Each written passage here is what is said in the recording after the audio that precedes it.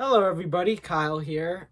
It's been about a month since my last review for a film, and I decided to come and do a review for Guardians of the Galaxy Volume 3. I really enjoyed this film. I thought that James Gunn crafted a very satisfying, endearing, and moving conclusion to his trilogy of Guardians films. It has, I think, a ton of great development for all of the characters from Star-Lord to Gamora to Nebula to Drax to Mantis to um even Kraglin, but of course the main focus, I think we shall say, of this film is Rocket Raccoon. And Rocket is a character that I think everybody fell in love with when they saw the first Guardians, and he's just this character that James Gunn has said on multiple occasions he identifies with Rocket. Rocket is him in many ways, and he also feels like Rocket is the heart of this trilogy. Um, I would argue that I feel the first film is way more focused on Star Lord, and Rocket is more of a supporting character in that film. But definitely for Volume 2 and definitely for Volume 3, Rocket is a hugely important character in this story. And I think a number of the themes in this trilogy revolve around family, revolving around giving everyone a chance. Everyone is capable of love, and everyone is capable of, you know, being something great that others may not perceive is possible, but it is possible for every single human being on this earth, and that is going even towards animals, I think you could say. And that's, I think, one of the best parts about this movie. By focusing on Rocket, I think I've seen a number of people mention how they are unhappy with the ways they portray animal cruelty, animal abuse. But I see this film as showing you how important it is to take care of animals, to protect animals. There's even this um, meta way of thinking in this movie where, and I'm going to slightly mention spoilers here, but there is, I think, the idea of a heaven for animals in this storyline, depending on how you see it. But I don't know. I really feel like, especially the way this film ends, there there's a lot to say about, I think, the not just the importance of taking care of animals, but how animals must be loved and what they are capable of. Um, but that being said, I think that Rocket Raccoon in this movie, you really care about him. You care about the way that his journey leads, and you also care about the characters surrounding him and how they feel about Rocket, which for a third film in a franchise is kind of different, because usually the third film in trilogies is this gigantic um climax that has built up for many movies. Like if you look at Return of the King, if you look at Return of the Jedi, a number of final trilogy movies, are teasing this epic moment. But the thing, what makes Guardians of the Galaxy Volume 3 so special is that it's really more about the characters' inner selves. And James Gunn has talked about many times how the way he sees it, the first film is about the mother, the second film is about the father, and the third film is about the inner. It's about how do we deal with our own selves? What do we want for ourselves in life? There are a number of elements revolving around friendship and how we interact with our friends, but also how our friends interact with us. And there's a lot of stuff in Guardians of the Galaxy Volume 3 and the trilogy itself that I think is really meaningful that James Gunn gets at, but it's also really deep that I think a lot of people don't give him a lot of credit for.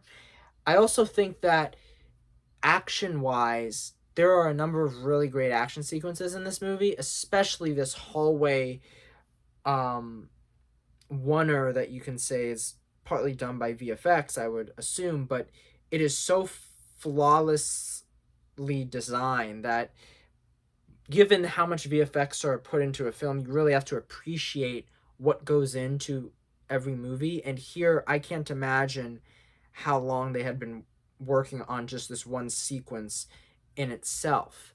Um, what's also bringing me to the screenplay of this movie, which was actually finished in 2018, and then James Gunn was fired from this project over some tweets that a lot of people were unhappy with.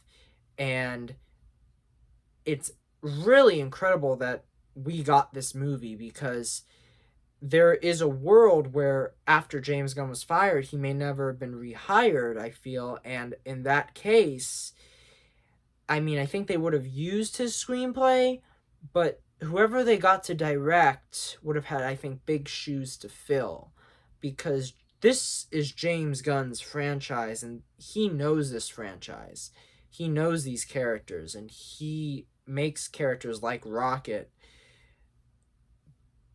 basically become, in a way, his own autobiography.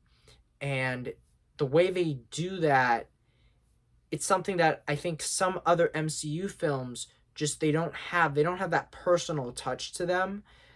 And I don't think that's a bad thing, but there's a reason why movies like I think Guardians of the Galaxy, movies like Black Panther, they have I think more of an emotional center to them because those that are working on these films are really, really connected to the heart and soul of the story and what these characters are going through. Um, there's a lot of like talk lately about the MCU and how people have MCU fatigue. I actually don't. I have enjoyed the MCU movies. Um, even in Phase 4, even in the start of what was Phase 5, I actually enjoyed Quantumania. I didn't do a review on it here, but I thought Quantumania was an enjoyable film. It just, I don't think that film added a lot to what I think we're hoping it would add to. And I think in the case of Guardians of the Galaxy, if you watch this film, Volume 3, I think it enhances your appreciation of the previous two. I feel the characters and their journey plays a part throughout these movies, but in this movie, you really get to see how those first two films build up to this on an emotional and let's say dramatic level for these characters. I think one of my favorite elements of the film also was the relationship between Mantis and Drax because we see a bit of that in Guardians Volume 2 and we also see a little bit of it or a lot of it actually in the holiday special. But here what I really love is we see why Mantis sticks up for Drax and why she really cares about the people in her life. And there's a moment in this movie that I really got emotional watching is when she's basically saying how even though Drax might be dumb, she still loves him because he wants to help others and he tries his best to do what he thinks is right. And just seeing another friend, knowing the flaws of another friend, still looking out for what makes that friend special and what makes that friend great, it really got to me. And I think Palm Clementif just did an incredible job with that scene itself. I also think that Zoe Saldana as Gamora in this is really fun because this is a very different Gamora, and the way she plays it is so different. Where at times, like she's just drinking. It looks like some type of soda, but some type of soda from another planet. But the way she's just, her physicality, like everything she's doing in this movie does not feel like the Gamora from the first Guardians and all the other films we've seen her in. And I really love that. It also kind of reminds me of her from the comics, because in the comics she's way more of a savage character, an aggressive character, where here she kind of became a little bit more um you know, centered with Star-Lord in the previous films, where here she isn't really tied by any man or any love. Like, she gets to live her life, I think, the way she wants to live her life, which I think is really nice. Um, yeah, so like I love a number of things in this film. I think the music's on point. The songs are fantastic. The dog days are over. Needle drop in this movie is amazing. I get really choked up and really emotional every time I see it. And also, I feel the addition of Radiohead's Creep in this movie, the acoustic cover of it, is also a really nice touch, because it centers on Rocket and it establishes a very different opening for Guardians, which is unlike what we've seen before with the openings for the Guardians movies. Once again, I want to say how much I do appreciate this film being so different from the others. Just like I feel like Volume 2 doesn't get enough credit for how different it is from the first film, and that's what I think makes it really good, because it doesn't feel like just the same Guardians 1 copy and pasted. It has fewer characters, more development on some of these characters, and it decides to stick them in locations that add for more character-based dialogue, character-based moments, than them being on a grand scale. Here we get, I think, bigger moments and they travel to different locations, but it does feel like there is a consistency to be had, but not a consistency where it feels like it's the same old, same old. There's many different characters in this one, different locations in this one, and that's where it really works. If I had a few issues with the film, I would say that there's this whole sequence, and it has Nathan Fillion in it, and it's kind of hard to explain, but the Guardians go somewhere to get something, and they're in this location, and I wasn't too big of a fan of it. I thought it kind of dragged the film down in its pacing. Um, and there's also the idea in this movie that I feel, actually, you know what, I kind of I can't remember what I was gonna say, but I think that there are some elements of this movie that run on a little long. I figured it out. It's the Ravagers. I feel like the Ravagers, I don't know, something about them doesn't feel right. I feel like they should have been in it more. There's a sequence at the end, like the final ending sequence, and I kind of wish the Ravagers were in this sequence, because the Ravagers were established throughout the Guardians movies, but they never really, well, they intervened a bit in the first film at the end in the Battle of Xandar, but I think it would have been nice to see them in the battle at the end of this movie, because they kind of pop in as like a quick cameo and then pop out, and I think I would have liked to see them more in it.